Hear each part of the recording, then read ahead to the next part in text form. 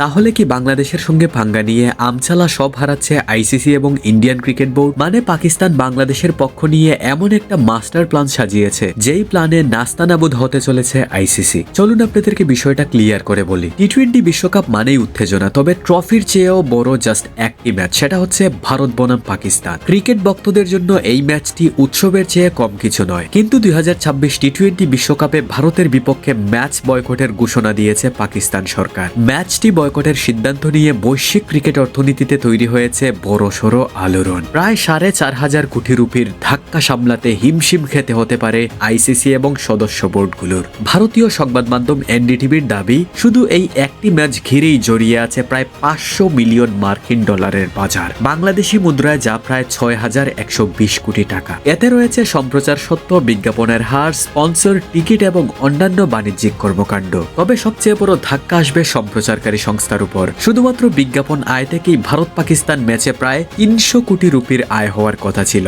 Match বাতিল হলে সেই অর্থ সরাসরি ক্ষতিতে পরিণত হবে। তাছাড়া বিশ্বকাপের প্রতিটি ম্যাচের গড় মূল্য ধরা হয় প্রায় 138 কোটি রুপি। এই ম্যাচ বাদ পড়লে সম্প্রচার সত্ত্বাধীরা আইসিসির কাছে ক্ষতিপূরণ দাবি করতে পারে, যা ইতিমধ্যেই আলোচনায় এসেছে। অন্যদিকে এই ম্যাচকে ঘিরে সবচেয়ে বেশি হতাশ হবেন দর্শকরা, যারা এই ম্যাচ দেখার জন্য আগেভাগেই টিকিট, হোটেল আর ভ্রমণের ব্যবস্থা করেছিলেন। এক কথায় তাদের ক্ষতি আর ফেরানো সম্ভব নয়।